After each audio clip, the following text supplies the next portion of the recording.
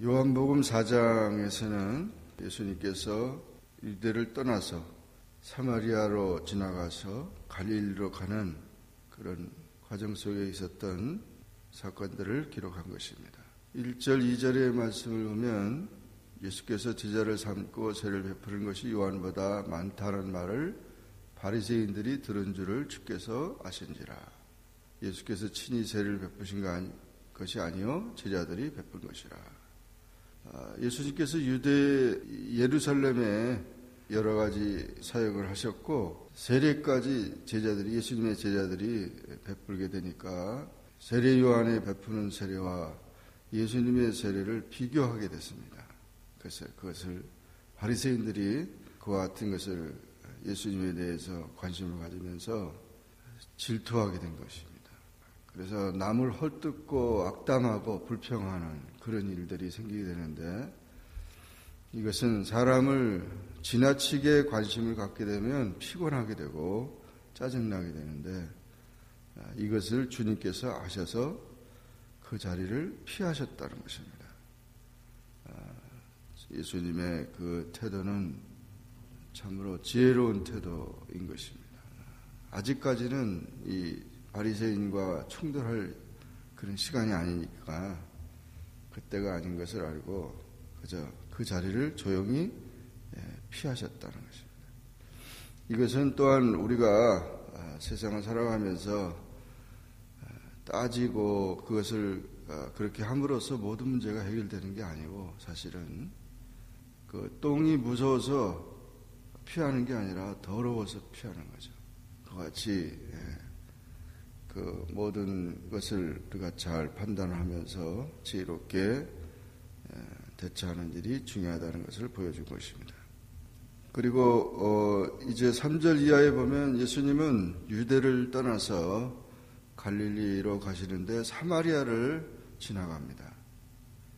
이 사마리아는 유대인들의 무관심 속에서 적대 감정을 가지고 있는 그런 지역입니다.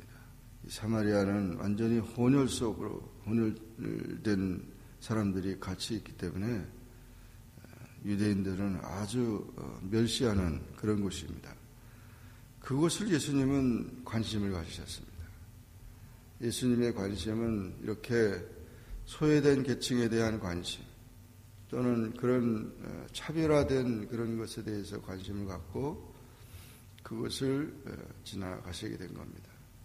거기서 수가성의 한 여인을 만나게 된 것입니다. 수가라는 동네에 야곱의 우물이 있고, 그 여인을 만나서 이 여인이 다 물을, 사실은 이제 저녁 때 이렇게 물을 길러 가는데 낮에 뜨거운 때 물을 가져오는 사람은 없는데 우물에 혼자서 물 길러 와가지고 예수님과 제자들이 그곳에 피곤한 가운데 있고, 제자들이 음식을 준비하러 동네로 간 사이에 예수님과 이 여인이 대화를 나누게 된 것입니다.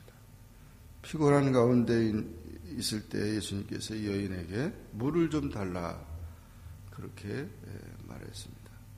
이 여인이 보니까 유대인인데 자기한테 물을 달라고 하니까 당신은 유대인인데 왜 나한테 물을 달라냐 이러면서 벌써 유대인과 사마리아 사이에 이런 관계가 불편한 관계인 것을 보여주게 됩니다. 그러나 예수님께서는 내가 만일 하나님의 선물과 내게 물을 달라 하는 이가 누구인 줄 알았다면 내가 그에게 구할 것이고 그가 생수를 줄 것이다. 그런데 당신은 물 기를 것도 없고 문물은 깊은데 생수를 어디서 생수를 주냐고. 이 야곱의 우물은 조상 때부터 우리가 마셨는데, 그렇게 얘기를 하니까 예수님께서 이 물을 마시는 자마다 다시 목마르니와 내가 주는 물을 마시는 자는 영원히 목마르지 아니한다. 지금 예수님께서는 관심을 우물물에 대한 관심이 아니고 영적인 관심으로 끌어가고 있는 것입니다. 이 생수가 바로 우물물이 아니라 영생수를 말하는 것이고, 이 내가 주는 물은 그 속에서 영생하도록 솟아나는 샘물이 된다고 해서. 그러니까 여자는 여러 가지 복잡한 삶 속에서 그래도 주소들은 그런 거 가지고 예수님에 대해서 이렇게 얘기를 하고 있지만, 예수님은 한 단계 한 단계 업그레이드 시키면서 이 여인을 이 구원의 자리로 이끌어가는 모습을 보게 됩니다. 그래서 이 물을 내게 주어서 목마르지 않고 여기 물길로 오지 않게 하달라고 계속 그렇게 말합니다. 그럴 때 예수님께서는 내 남편을 불러오라 하면서 이 여자의 과거를 지적합니다. 나는 남편이 없습니다 라고 또 얘기를 하니까, 너에게 남편 5이 있었는데 지금 있는 자도 내 남편이 아니니 내 말이 참되도다. 이렇게 말하니까 어떻게 자기 자신에 대해서 자세히 아는 그 예수님의 모습을 보고 깜짝 놀라서 당신은 선지자라고 그러면서 이제 예배에 대한 문제를 가지고 이제 질문을 하게 됩니다. 그래서 우리 조상들은 이 산에서 예배했는데 당신들의 말은 예배할 곳이 예루살렘에 있다고 그러는데 어디서 예배를 드려야 되느냐 하니까, 예수님께서는 이 산에도 말고 예루살렘에도 말고 너희가 아버지께 예배할 때가 이리라. 너희가 알지 못하는 것을 예배하고 우리는 아는 것을 예배하노니 이는 구원이 유대인에게서 남이라. 아버지께 참되게 예배하는 자들은 영과 진리로 예배할 때가 오나니 곧 이때라. 아버지께서는 자기에게 이렇게 예배하는 자들을 찾으신다고 했습니다. 하나님은 영이시니 예배하는 자가 영과 진리로 예배할지니라. 정말 귀한, 우리 인생에서의 최고의 축복이고 또 우리가 하나님 앞에 드릴 가장 귀한 이 의식이 바로 예배입니다. 이 예배가 얼마나 중요하고 그 예배가 복되다는 것을 말씀해 줬는데, 그것이 어떤 장소 개념이 아니고 하나님의 자녀가 이렇게 예배 드릴 수 있는, 또 진리와 영으로 예배 드릴 수 있는 것을 말씀해 주고 말씀해 주신 것입니다. 그리스도가 오시면은 이런 것들을 다 알려줄 것이라고 메시아에 대한 것도 또 얘기를 하고 있는데, 그때 예수께서 이르시되 내게 말하는 내가 그러라, 내가 그리스도라, 그렇게 그 여인에게 말하니까 깜짝 놀라는 것이죠. 이제 제자들은 돌아왔고 여인과 얘기하는 것을 보고 참 이상히 여겼지만 묻는 이가 없고, 이 여자는 이제 그 영적으로 모든 사실들을 이제 확인이 된 상태가 돼서 물동이를 놔두고 동네로 들어가서 사람들에게 나의 행한 모든 일을 말한 사람을 와서 보라, 그리스도가 아니냐. 동네 사람들이 다 예수님께 나와서 그리고 만나게 됐고, 또한 제자들에게도 예수님은 이 정말 하나님의 뜻, 귀한 뜻에 대한 얘기를, 영생에 대한 얘기를 말씀해주고 있고, 사마리아 사람들이 다 나와서 예수님을 이제 믿게 됐습니다. 그래서 이 여인으로 말미암아 믿는 것이 아니고 예수님의 말씀으로 말미암아 믿는 자가 더욱 많아서 결국 그가 참으로 세상의 구주이신 것을 알게 됐다는 것입니다. 수가성의 복음화가 이루어진 것입니다. 한 사람의 변화가 이렇게 정말 놀라운 그 부흥의 역사를 일으켰는데, 하나님의 진리의 말씀을 통해서 새롭게 변화된 그런 모습을 보여주고 있습니다. 이 수가성에서 무슨 기적을 행한 그런 것도 아닙니다. 그래서 말씀을 통해서 한 영혼을 구원하니까 그 영혼이 많은 사람들에게 전도해서 이와 같이 수가성이 복음화되는 사실을 보면서 한 영혼이 정말 귀중하다. 그 영혼이 대개 세상에서 생각하는 것은 그저 돈 많은 사람, 권력 있는 사람, 모든 것이 갖춰준 사람이 더 많은 전도를 할 것이다 라고 생각하는데, 그렇지 않습니다. 비록 이렇게 죄인이고 그렇게 정말 소외되고 외롭고 힘든 사람이라 할지라도 그 영혼이 변화되면 이런 놀라운 역사가 일어난다는 것을 기억하시고, 우리가 참 전도하는 일에 힘쓰고 주님을 전하는 것, 주님께서 오심으로 인해서 그 지역이 변화되는 그런 역사가 일어나야 될 줄로 믿습니다. 43절 이하에서 보면 예수님은 이제 갈릴리에 도착하셨습니다. 그곳에서 두 번째 표적을 행하십니다.